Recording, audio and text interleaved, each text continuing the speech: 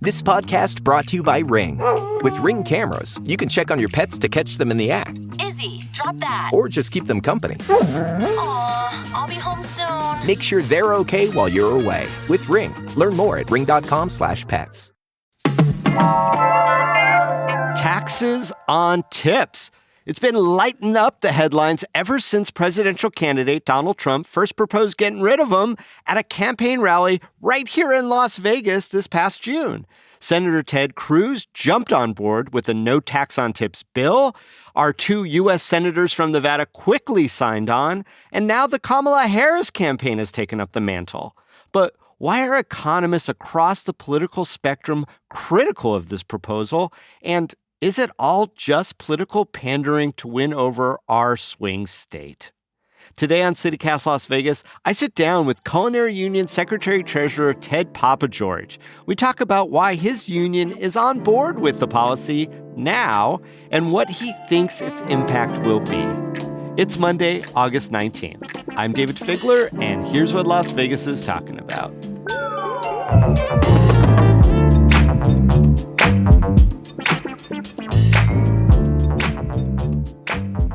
Ted, Culinary came guns a-blazing against Trump when he first proposed this no tax on tips proposal in early June. Only a couple of weeks later, the Dems have adopted the no tax on tips concept, and Culinary is over the moon in support. Why the change of heart? Well, let's just kind of start at the beginning. President Trump is a lot of things, but unfortunately, he lies a lot. And our members aren't stupid. They're pretty skeptical, and they've heard promises before. And so when we hear, what I termed as a wild-ass campaign promise out in the park, we said that's what it is. But then the Republicans dropped a bill in the Senate, in the U.S. Senate. Cruz dropped a bill. And then on the House side, and we reached out to our congressional delegation, the folks that have actually been doing real work on this, Senators Masto, Senator Rosen, Congressman Horsford. We asked them to join those bills because if that's happening, we want to have a voice on that. And look, one more thing about Trump: he was 4 years as president. He never said one thing for tip earners, except his Labor Department actually went after tips. They had a push on trying to be able to bring legislation allowed owners or managers to be able to distribute tips as they want, and we were able to get that knocked out. And then 4 years since, he's been missing in action on this. So when there's a bill out, that's different. And then we have told our members, look, we don't know where this is going to go, but we're going to be in the conversation. But, Trump got out in front of this first, and I appreciate that you had, qualms about his veracity. But who gets the benefit of this proposal being out there? Is it Trump who said it first, Cruz who came to the table first, or the Dems who have now embraced it? Well, here's the difference. Dems have been in our corner on this for 30 years.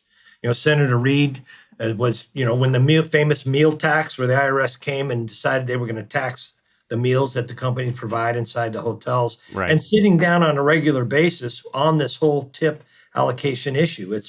The allocation is something that is identified by the IRS with data that the companies give them, and it's between the companies and the IRS.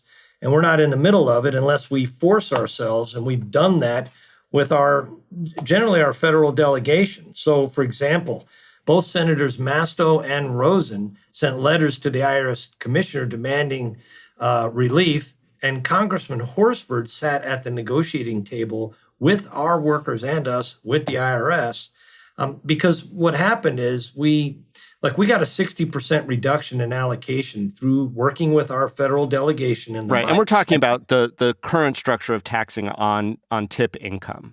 Yeah, right. Okay, I just want to just orient us. Okay. Yep. And so that we got a reduction during COVID of 60%. That went away, and then the IRS, swung the pendulum, we think, too far. So at the end of the day, when you talk about who benefits and who should get the benefit of it, this is in the context of an economic program that we have been talking about for a couple of years. We called it neighborhood stability, right? About Wall Street landlords. And the reality is that we've been saying to Democrats for a while, if you want to win in Nevada, you got to take on the high price of food, gas, housing, because you got big oil, big food conglomerates, and Wall Street landlords gouging prices. And within the context of what you've seen coming out with Harris, she's actually got a serious solution as opposed to Trump, who really has no program, no solution. It's going to be like infrastructure week every week with Trump. That's the way we look at it. So what I'm kind of pulling away from what you're saying is that Trump said those words, no taxes on tips. And he started. Right. And he started the conversation, and then Cruz came in. So boom, boom, GOP. I'm hearing you say that if the Dems didn't jump on board, they ran a greater risk of taking a hit than maybe neutral or positive by jumping on it as well. Is that fair to say? I think it's just smart policy. And you have to give, Trump credit for throwing it out. But at the end of the day, as I said before, Trump has never done anything for tip workers. And the Democrats and in our delegation have, but it's been Nevada against the world. Well, let me ask you this, two things. Number one, I don't want to let this slip by. It sounds like you're taking a little bit of credit for calling our delegation, our Senate delegation, and saying, hey, y'all, you better get on this Ted Cruz bill. True or false? Well, we talk. Of course we did. And so you think you made the difference? They wouldn't have done it had they not gotten that call from Ted, Papa George and company? I don't know. I don't know that, but I know that, look, Kamala Harris came to our union in 2019. Senator Masto, Senator Rosen, Congressman Horsford ran our Culinary Academy, 20 years ago. Then he became state Senate, and we've always supported him. Yeah. He was a culinary member. So we have relationships with folks, but we've been talking about these economic issues for 2 years. And the tip thing, look, Trump, to his credit, put it out there, but there's no real plan. And honestly, Trump has no credibility on that kind of issue that he would ever get it done. That's what we think. Well, let me ask you this. Culinary represents tens of thousands of workers here in the state. Certainly, some tipped employees have served Trump. Have you heard any gossip? Is he a good tipper or not? I need to know. Look, I don't know, and I'm not going to say he's not. I'm guessing he is, because if he wasn't, we would know. I'll tell you. Gotcha. Right okay. Ted, let's shift over into the nitty gritty. This Ted Cruz bill that the Culinary is seemingly backing right now. What will it do as it's written? It's a non-starter. It's something written broadly to take on the issue of no taxes on tips, but written so broadly that Wall Street managers could convert their fees to gratuities and escape taxes. So, for example, you may have seen the Harris campaign, when asked, put out a statement that said, look, we're going to make sure that this legislation, if it goes forward, that it has guarantees that Wall Street managers aren't going to subvert this to their own means to get out of tips. But what we said, and this is what our... So you mean like kind of screwing around a little bit, a hedge fund manager saying, oh, that was a tip, not a fee. Lawyers, my favorite, saying, I won the case and then they gave me the tip after. Service charge, right? Something like that. So, yeah. But Congressman Horsford said it best. So last week before Vice President Harris came to Vegas, he did a roundtable with our members, 7 tip earners, and some of them had worked in Ohio before they came to Vegas, $2.13 an hour. It's still $2.13 an hour in Ohio, for example. That's the wage that they get because they're tipped employees. They're allowed to get that lower wage because they get tips. Is that what I'm hearing? That's when we call it a sub-minimum wage. Got and it. The minimum wage isn't much better. In Pennsylvania, it's like $7.50 an hour, and it's $2.13 an hour for tip earners. The regular minimum is $7.50. But Horsford said it best. He said, look, that bill's not going to be the bill, but if we're talking about our constituents and we're talking about our members, we're going to be in the conversation. But you saw him also announce that he's going to bring forward a bill about eliminating sub-minimum wages. And that Horsford is in the House? Yeah, taxes on tips. And it's either going to be this month or beginning of September is what he's saying. Interesting. 7 states in the country don't allow a sub-minimum wage. Nevada's one of them. The other 43 states, many of them, it's $2.13 an hour, which that's a federal minimum wage, sub-minimum wage that you can pay tip earners. And it's a federal issue. So even though we have this high concentration in Nevada, we have a big union backing up tip earners, we can speak. It's a federal issue, and we feel we're speaking for the whole country.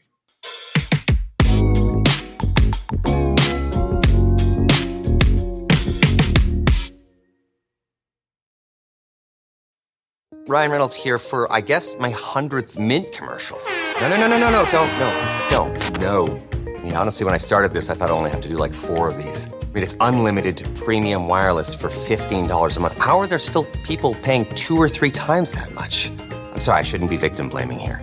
Give it a try at mintmobile.com/save. Whenever you're ready. $45 upfront payment equivalent to $15 per month. New customers on first 3-month plan only. Taxes and fees extra. Speed slower above 40 gigabytes. See details. So you called it a non-starter, this Ted Cruz bill, but you also kind of celebrated that Masto and Rosen signed on to it. Is it just optics then? Or are we in a little bit of the game playing part of the conversation? No, we're in politics, David. We got to win. This is about having sharp elbows here. People got to, this is a fight to make sure that who is going to be representing workers. Is it going to be Trump, the rich billionaire who doesn't even pay his taxes? Or is it going to be folks like Jackie Rosen and Congressman Horsford and that have had a track record of backing up workers? So if they're going to throw a bill, we're in. And we don't think the bill was serious. We think it's politics. But the reality is that you got to get in the fight. And our folks that we support here in Nevada have always been in the fight for tip earners. They've never failed to be there. But the difference, I said this before, it's been Nevada against the world. And that's tough. We have a big union that, represents a big concentration of tip earners. But what the reality is, this sub-minimum wage affects folks all over the country. And overall, there's 5.5 million tip earners in this country. Now, when you say Nevada against the world, I think I know what you're talking about, but what do you really mean when you say that? Well, look, at the end of the day, one of the dangerous things about Trump with his throwing out, we're going to get rid of taxes on tips, is this kind of promoting this idea that tip earners don't want to pay their taxes and that they're tax cheats, and they're not. I was a tip earner. My parents were tip earners, and tip earners are okay to pay their fair share. What we want to argue, and there's a window here because of this political discourse and because Nevada workers vote, and we've been voting now in a big way for the last 15 to 20 years, there's an opportunity to push this idea that it's wages and tips should be treated differently. And it's not written in stone, David. It was 1983, the Reagan White House made this, the current tax structure was brought on by Reagan in 1983. So it's not like something, on a tablet of the 10 Commandments. This is right. This is up for discussion, but generally the power base for tip earners is us here in Nevada. Yeah, I mean, the national average is 3%, 5% of the workforce. But again, that has to be higher in Nevada just because we are such a hospitality/tip-oriented community. We're kind of a one-horse state when at the end of the day, right? That's the industry. But nobody would care if our members didn't vote. And our canvassing programs, our worker-to-worker membership programs, all those things we've been doing now every cycle, probably very heavily since 2006. And it's making a difference. Yeah, no, it does. And, I'm not going to get into the finer details of some culinary losses and culinary wins, but I want to talk about this tip on taxes a little bit more. Now, you don't win them all, David. That's why. No, I get that too. Ted, you got to know by now, because they've been so vocal, that economists from both the left and the right are disavowing this tax on tips proposal for a number of reasons. They say it hurts the broader economy, taking money out of the tax base. They say it distracts from worker efforts to get those more sustainable wages and get rid of the subminimal wage that you're talking about, and that it may even hurt workers in the long run. How do you respond to that? Well, I think that you've got a bunch of policy wonks out there that got a million opinions, and some of them either want to save the world all at once, or they... Are you calling Nobel laureate winning economists wonks? Yes, I am, because I'd like to know if they're talking to actual workers who make tips. They're not, and first of all. And second of all, look, this whole thing about the fine print and how is it going to work with payroll taxes, your Social Security, being able to qualify for a loan, all of that stuff can get worked out if we win. There's ways to make that fair and equitable. But at the end of the day, none of it matters because we don't think Trump will ever come through on that. Like I said, it'll be infrastructure week all over again, where it never happens. And if Harris wins, she's made the commitment, but there's credibility there and a real program. So we're not too worried about all these economists. I mean, for example, the idea that somehow the working class tip earners of this country are going to bust the budget when, billionaires and big corporations are paying zero and want less somehow than zero. So there's a real big good answer to be able to make sure the budget gets balanced, and it doesn't have to be on the back of working class people. Well, they talk a lot, these economists, and they're smart people. They're not just wonks. You can't just write them off. They're the smartest people in the room, David. Come on. They do talk about like the impact of policies when they come in, and they have the data to back it up. And they talk about like employers having less incentive to raise wages if things are being moved into the tip category. Things like that, like manipulating the system so that the employers don't have to give as much wages to their workers who would otherwise be in a position to demand it. I mean, there are consequences to every movement in economic circle. Sure there is. They would have an argument, except that many states are paying $2.13 an hour now. So all of that argument goes into the trash can. So the idea that somehow giving some relief to tip earners on the cost on how tips are earned, because when the sausage is made, at the end of the day, this is a fight to get it on the table.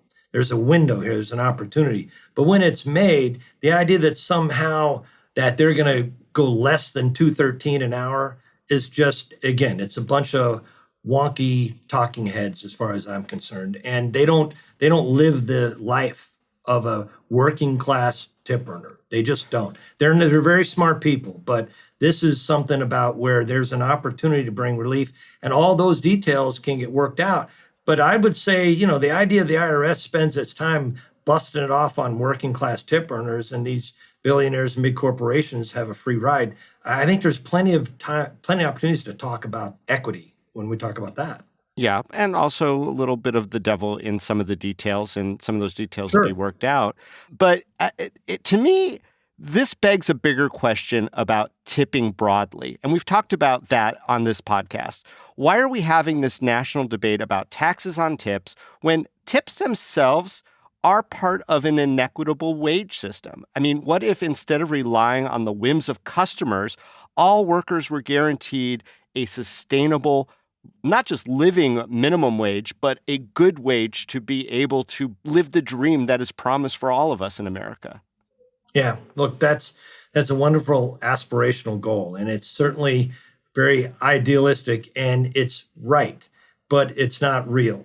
And I'm just going to give an example. It's something off topic, but we talked to folks about a lottery, and we said, we want to use this money. Wait, I got to go do boo, boo. Right? Okay, go ahead, Ted. Please continue. You're probably one of the folks I talked to and said that, look, this lottery is going to, continue to affect folks that are already being victimized and affect low-wage communities. And it's like, but that horse is already out of the barn here in this state. There's video poker and slot machines on every corner and every convenience store. So what I'm saying is that, like, those policy wonks are the folks that are, it's almost like, Mayor Pete's purity test that he talked about. So, like, in the real world, the idea that, there isn't the ability to get relief, the complete changeover of the culture of the United States on tipping, that ain't going to happen next week. And people got to pay for groceries and gas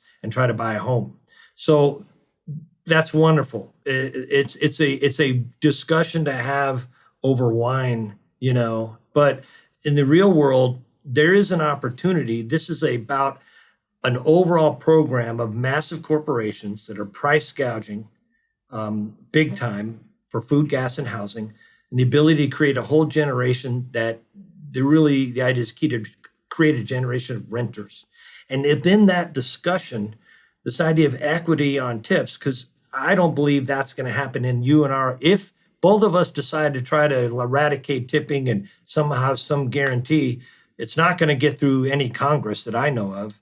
And not only that, but this society isn't ready for that. But what can happen possibly, if we really work hard and have a chance to, win the election, which Harris is still the underdog in Nevada and overall, no matter what anybody thinks, that there's a commitment out there to do something about this. And my members are saying, okay, let's take a run at this. All right. So Ted, Culinary is in the room where it happens. If the current Ted Cruz bill is a non-starter, what's next in the room for how this proposal takes shape? I don't know that it does. I don't know that it does, David. What I'm saying is, at the end of the day, a lot of folks can spend a lot of time talking about the fine print and the details because they are important. They're critical.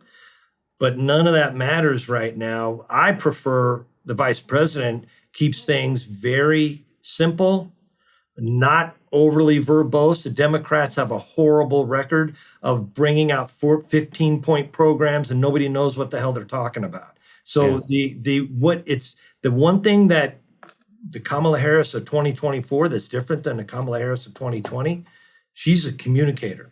She's delivering a message succinctly, clearly, and directly about what she's going to do and how she's going to do it. And it's generating excitement. And so that's the next thing. Yeah. Well, no taxes on tips is definitely on the tip of everyone's tongue. And Ted Papageorge, we appreciate you for coming in to tell us about Culinary's role in all of this on CityCast Las Vegas. Great. Thank you so much, David. I'm really happy to be here.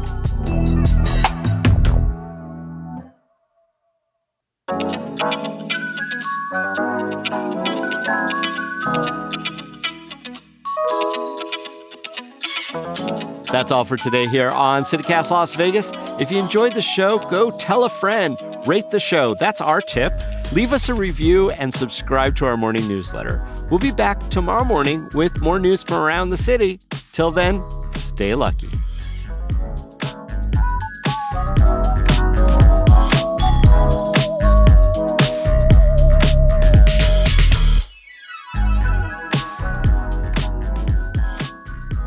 And just the one thing, I think that, as thoughtful as you have been in this conversation, Ted, the big takeaway is union guy Ted Papageorge prefers wine over beer for conversations.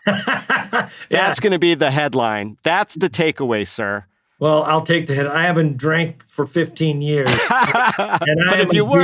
I'm a beer guy. But, when I drank, it was, what did we have, Yeah. By the way, David, let me just say something. You do a great job with this, and it's the most fun out of any of them. I have to tell you, we seen you on Fox. We see in the in the major papers of record. I was waiting for the call. I'm waiting for the call.